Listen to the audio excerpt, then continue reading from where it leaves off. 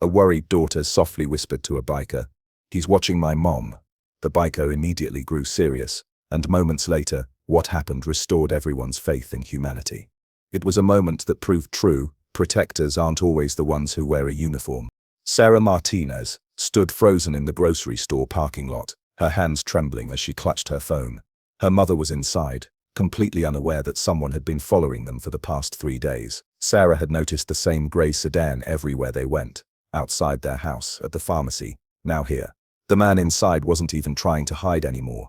He sat in his car, windows down, watching the entrance. She needed help, but calling the police seemed premature. What would she even say?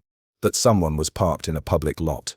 She needed someone now, someone who could intervene before things escalated. That's when she saw him, a bearded man in his 50s wearing a leather vest, walking toward a motorcycle. Without thinking, Sarah rushed over. "Please," she whispered urgently. "I need your help." That man in the grey car. He's been watching my mom, following us for days. Before we continue, let us know in the comments where you're watching from, and don't forget to like, share and subscribe to The Goodness Effect. The biker's expression changed instantly. His name was Marcus, and he'd spent 20 years in the Marines before retiring to a quiet life. But some instincts never fade. He followed Sarah's gaze to the grey sedan, noting the way its occupant sat unnaturally still, pretending to look at his phone while his eyes tracked the store entrance. "How long has this been happening?" Marcus asked quietly. 3 days that I'm sure of," Sarah said. "Maybe longer. My mom doesn't drive anymore since her accident, so I take her everywhere. At first I thought I was being paranoid, but it's definitely the same car, same man." Marcus nodded slowly. "Where's your mother now?" "Inside. Getting groceries." "She has no idea." "Good, keep it that way for now. Panic won't help." Marcus pulled out his phone and made a quick call. "Hey Tony, "Need you and a couple of the guys at Franklin's grocery. Got a situation." He paused. "Yeah, now." Sarah felt a mix of relief and fear. "What are you going to do?" "First, we observe. Then we act." "You said 3 days." "Yes. Monday I saw him outside our house when I arrived to pick Mom up. Tuesday he was at the pharmacy parking lot. Today, here, always the same car, same man." Marcus studied the sedan more carefully. The driver appeared to be in his 30s, wearing sunglasses despite the overcast weather. His posture suggested he was trying to look casual but failing. There was something desperate about the way he kept glancing at the store entrance. "Has he approached either of you? Made contact?" Sarah shook her head. "No, just watches. That's what scares me. Why follow us if he doesn't want something?" Within minutes, 2 more motorcycles pulled into the lot. Marcus waved them over and quickly explained the situation. The 3 men formed a loose perimeter, staying visible but not threatening. They understood the assignment: make the Wather feel watched. The man in the sedan noticed immediately. His body language shifted. He started his engine. Marcus moved quickly toward the sedan before it could leave. He didn't run, that would escalate things. Instead, he walked with purpose, his friends flanking him at a distance. The driver saw them coming and froze, his hand on the gear shift. Marcus approached the driver's side window and tapped gently. "Got a minute?" The man inside looked panicked. Up close, Marcus could see he was younger than he'd first appeared, maybe early 30s, with tired eyes and several days of stubble. His hands shook slightly on the steering wheel. "I'm not doing anything wrong," the man said defensively. "This is a public parking lot." "True," Marcus agreed calmly. "So's the parking lot you were in yesterday, and the street you were on Monday." Funny coincidence. The color drained from the man's face. "I don't know what you're talking about." Sarah had moved closer, despite Marcus's earlier gesture to stay back. "Why are you following us? What do you want from my mother?" The man's expression crumbled. For a moment, Marcus thought he might cry. "I'm not trying to hurt anyone. I swear, I just need to talk to her. To explain." "Explain what?" Sarah demanded. Before he could answer, an elderly woman emerged from the grocery store, pushing a cart. She looked remarkably like Sarah, just 30 years older, with the same dark hair now streaked with grey. Elena Martinez stopped, then she saw the group gathered around the sedan, confusion crossing her face. The man in the car saw her, and something desperate flashed in his eyes. "Mrs. Martinez, please, I need to tell you." Marcus held up his hand. "Easy, you're going to explain yourself right here, right now, before anyone goes anywhere." The man swallowed hard. My name is David Reeves. 28 years ago, your husband saved my life. Silence fell over the parking lot. Elena's shopping bag slipped from her hand, cans rolling across the pavement. Sarah stared at the stranger, trying to process his words. Her father had died 15 years ago of a heart attack. He'd been a firefighter, yes, but this man would have been only 5 years old, 28 years ago. What are you talking about? Elena's voice was barely a whisper. David's hands gripped the steering wheel tighter. There was a fire, apartment building on Chester Street, 1997. I was 5 years old. The building was burning, and everyone else was out except my mother and me. We were trapped on the 4th floor. Elena moved closer, her legs seeming barely able to support her. Sarah rushed to her side, but her mother waved her off, eyes fixed on David. I remember that fire, Elena said softly. Roberto came home that night with burns on his arms. He wouldn't talk about it much. He never liked talking about the bad calls. David nodded, tears forming in his eyes. He came back for us. The other firefighters said it was too dangerous, that the floor was going to collapse, but he heard my mother screaming. He came out anyway. Marcus and his friends exchanged glances. This wasn't what any of them had expected. He got us out through the window, down the ladder. My mother was unconscious from the smoke, but he carried her. Then he came back for me. David's voice broke. The floor collapsed 2 minutes after we got out. If he'd been even slightly slower. Why didn't you just come to the door? Sarah asked, anger mixing with confusion. Why follow us? Scare us like this? David wiped his eyes with the back of his hand. Because I'm a coward. I've been trying to work up the courage for weeks. I came to your house Monday, sat outside for an hour, couldn't knock. I followed you, Tuesday, trying to find the right moment, the right words. Today I finally decided I'd approach you when you came out. But then, he gestured at Marcus and the others. You looked like a stalker, Marcus said bluntly. 3 days of following someone? That's exactly what stalkers do. I know. I'm sorry. David pulled out his wallet with shaking hands and extracted a worn newspaper clipping. I've carried this for 28 years. Elena took the clipping carefully. It was from the local paper, dated June 1997, with a grainy photo of her late husband receiving a commendation. The headline read, "Firefighter risks life to save mother and child." My mother died 7 years ago, David continued. Cancer. Before she passed, she made me promise I'd find your family, thank you properly. She tried to find you back then, but we moved away when I was 8, and she lost track. I only recently found your address through old fire department records. Sarah felt her anger dissolving into something more complicated. You could have called, sent a letter. I needed to see her face, David said, looking at Elena. My mother wanted me to look Mrs. Martinez in the eyes and tell her that I have 2 children now, that I became a teacher. That the life her husband saved wasn't wasted. She wanted you to know that his sacrifice mattered. Elena's tears flowed freely now. She reached through the car window and placed her hand on David's shoulder. Roberto would be so happy to know you're well. He worried about that fire for Furs. He had nightmares about not getting there in time. Marcus stepped back, giving them space. What had started as a potential threat had transformed into something entirely different. His friends looked equally moved, their tough exteriors softening in the face of genuine emotion. I have pictures, David said, fumbling with his phone, of my kids, of my classroom. I wanted to show you that your husband's courage created a ripple effect. My students. I teach at-risk youth. I tell them about that night, about how one person's bravery can change everything. He held up his phone, showing photos of 2 smiling children, a boy and a girl. That's Marcus, named him after another firefighter from that night. And that's Elena. Elena gasped. You named your daughter after me? My mother's dying wish. She said the Martinez family gave us our future. The least we could do was honor it. Sarah found herself crying too, all her fear and anger transforming into something else. She'd been so focused on protecting her mother that she'd missed the obvious signs. The man wasn't threatening, he was terrified. He was trying to fulfill a dying woman's wish and couldn't find the courage. I'm sorry I scared you, David said to Sarah. I honestly didn't realize how it looked from the outside. I was so caught up in my own anxiety about approaching you, about finding the right words, that I didn't think about how frightening it might be. Marcus cleared his throat. Son, you need to learn something about communication. When you want to thank someone, you knock on the door during daylight hours.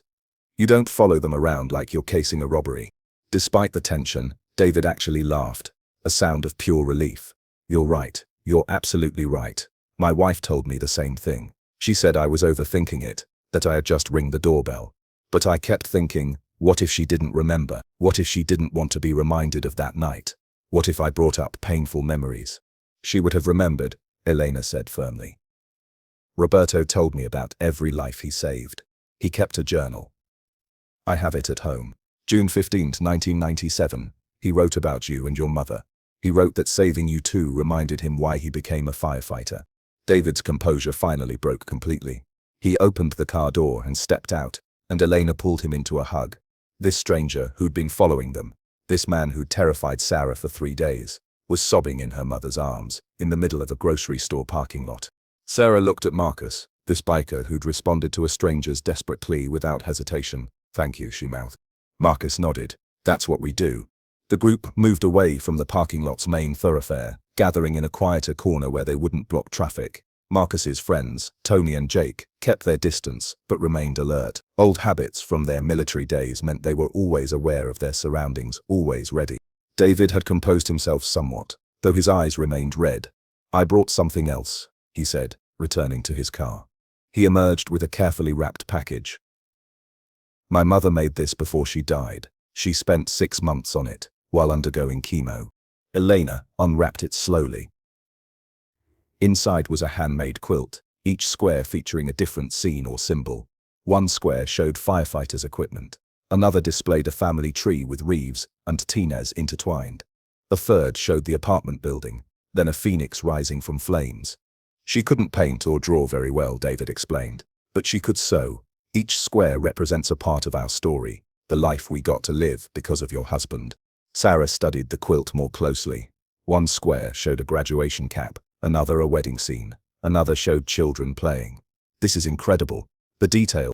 She worked on it during her good days, David said. Said it gave her something positive to focus on during treatment. She never got to finish the border, but I did that part myself. Took me a year to work up the skill. I'm not naturally crafty. Elena traced her fingers over the stitching, her touch reverent. This must have taken hundreds of hours. Over 300, according to her journal. She documented every square, every decision about what to include. I have that journal too, if you'd like to read it. She wrote about her memories of that night, about the fear, about watching your husband come through that smoke like an angel. Marcus watched the exchange with satisfaction. This was why he'd responded to Sarah's plea, why he'd always believed in helping people when they needed it. You never knew what story lay beneath the surface. What appeared threatening might be someone drowning in their own inability to communicate. How did you find us? Sarah asked, her voice gentler now. You said fire department records. David nodded.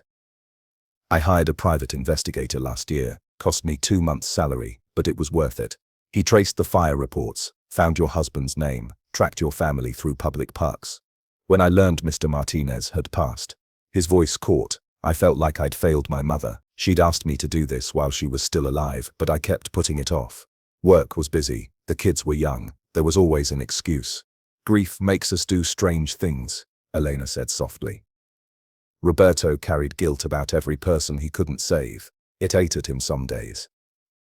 I imagine your mother carried some guilt too, survivor's guilt they call it now. She did, David confirmed. She always felt she should have done more to find you, to thank you properly. That's why she made the quilt.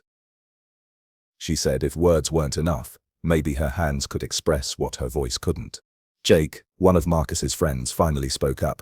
He'd been quiet until now, just observing.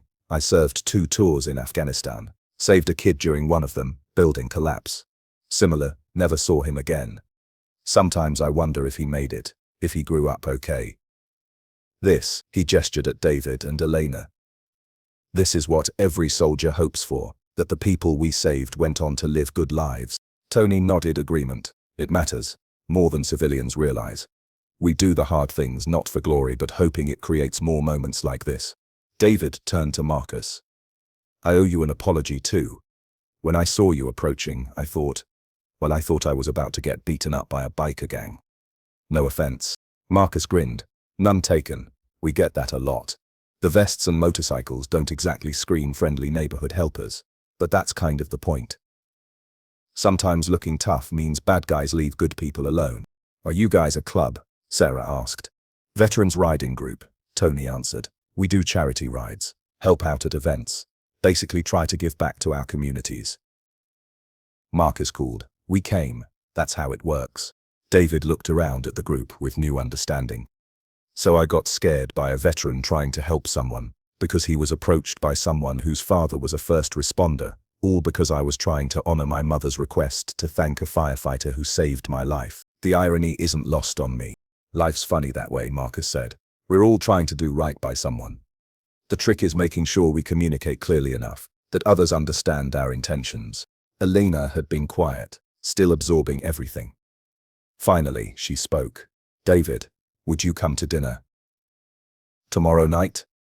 I'd like to hear more about your mother, about your life.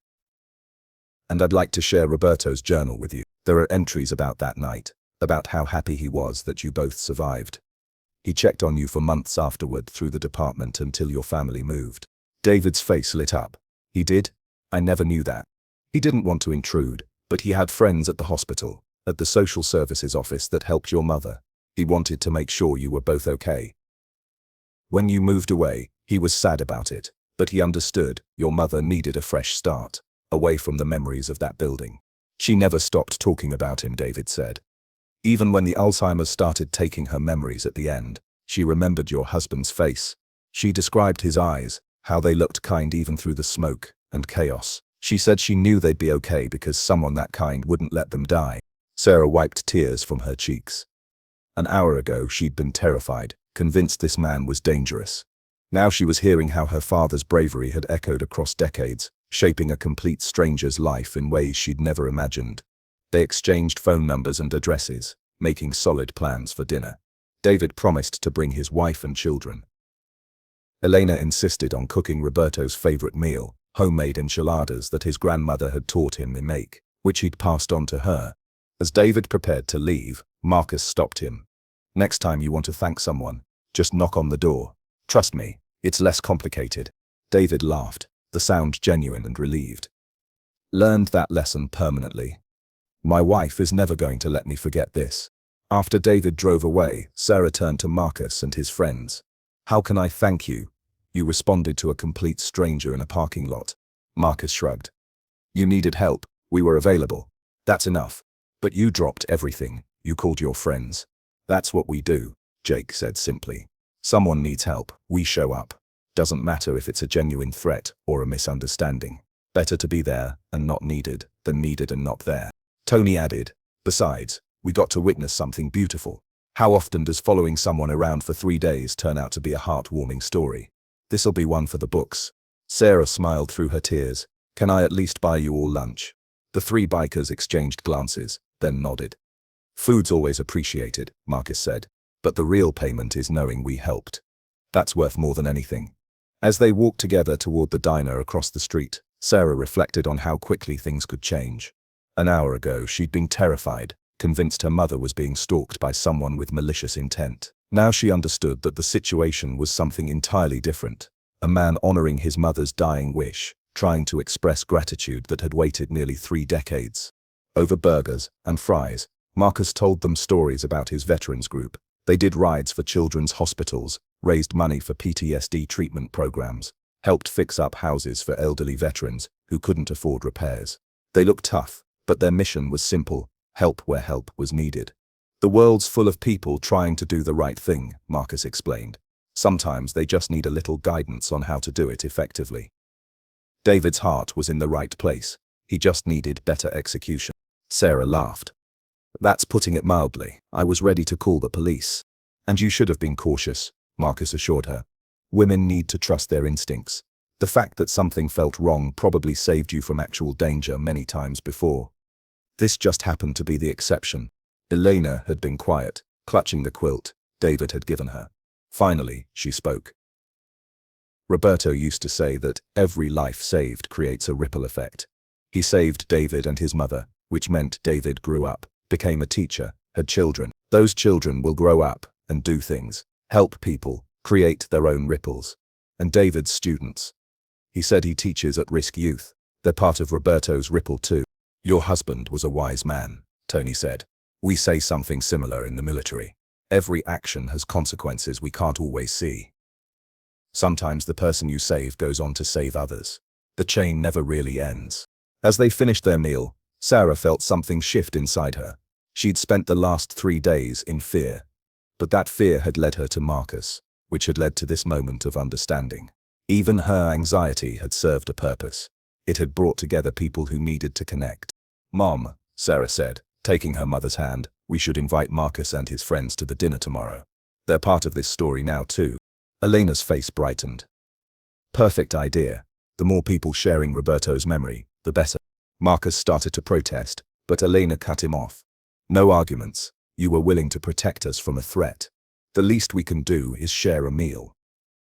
Besides, I think Roberto would have liked you. He always respected people who stepped up when others needed help. The 3 veterans agreed, won over by Elena's genuine warmth and insistence. As they parted ways in the parking lot, Sarah watched Marcus and his friends ride off on their motorcycles. They looked tough, intimidating even, with their leather and chains, but she now knew the truth. Real strength wasn't about appearing dangerous. It was about being willing to help, to step into uncertain situations because someone needed assistance. The next evening, Elena's house was full of life. David arrived with his wife Angela and their 2 children. Marcus, Tony, and Jake showed up with flowers and wine. Elena cooked enough food for twice as many people, the way Roberto had always taught her. Around the dinner table, stories flowed. David shared memories of his mother, how she'd rebuilt their lives after the fire, how she'd worked 3 jobs to put him through college. Angela talked about meeting David in a teacher training program, how his passion for helping struggling kids had drawn her to him immediately. Marcus shared military stories, carefully edited for the children present. Tony talked about learning to rebuild engines after losing his leg in combat, how working with his hands had helped him heal emotionally. Jake, normally quiet, opened up about his struggles with PTSD and how the riding group had given him purpose again. And Elena, finally, brought out Roberto's journal.